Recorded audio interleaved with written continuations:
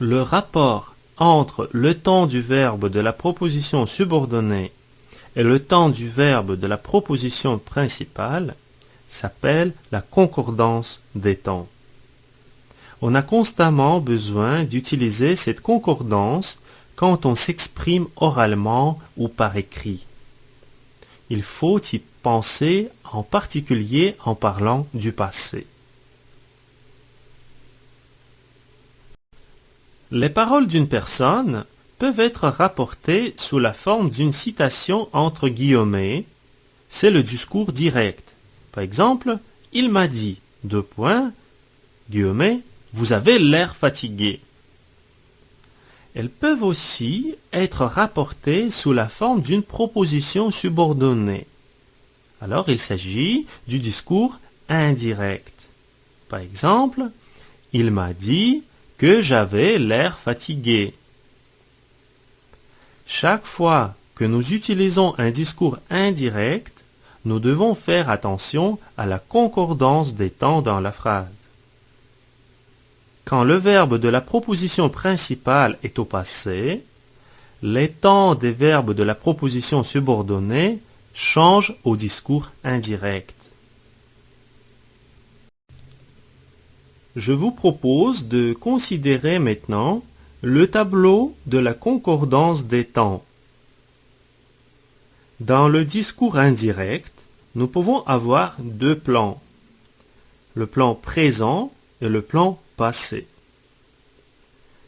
Si dans le plan présent, le passage du discours direct en discours indirect est assez facile, comme il n'y a pas de changement de temps, dans le plan passé, nous devons faire attention à la concordance des temps.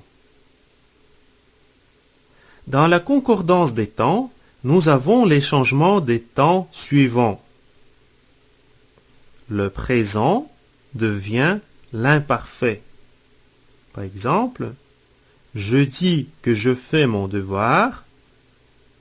Au passé, ce sera j'ai dit que je faisais mon devoir. Le passé composé du plan présent se transforme au plus que parfait dans le plan passé. Par exemple, je dis que j'ai fait mon devoir. Au passé, j'ai dit que j'avais fait mon devoir. Le futur simple devient le futur du passé.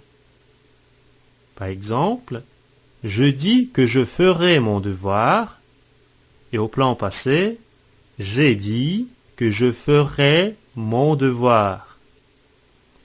Et finalement, le futur immédiat aller au présent plus infinitif doit se transformer en futur immédiat dans le passé, aller à l'imparfait plus l'infinitif.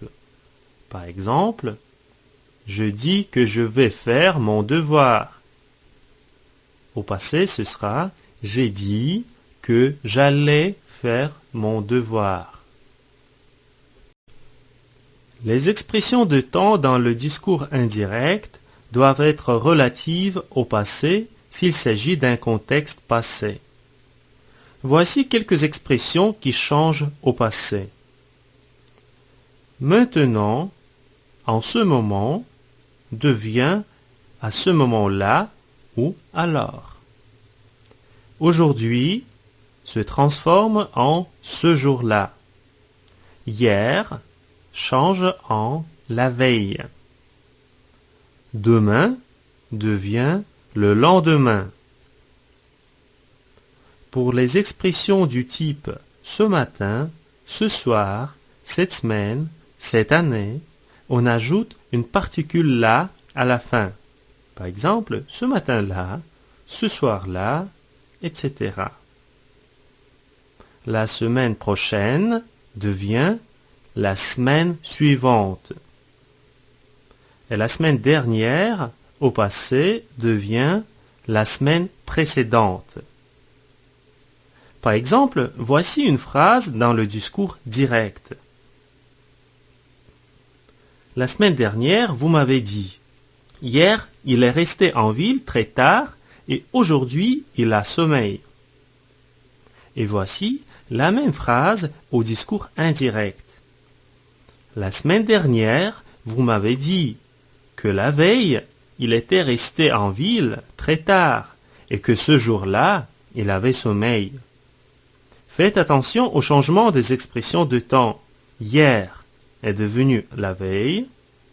Aujourd'hui, s'est transformé en ce jour-là.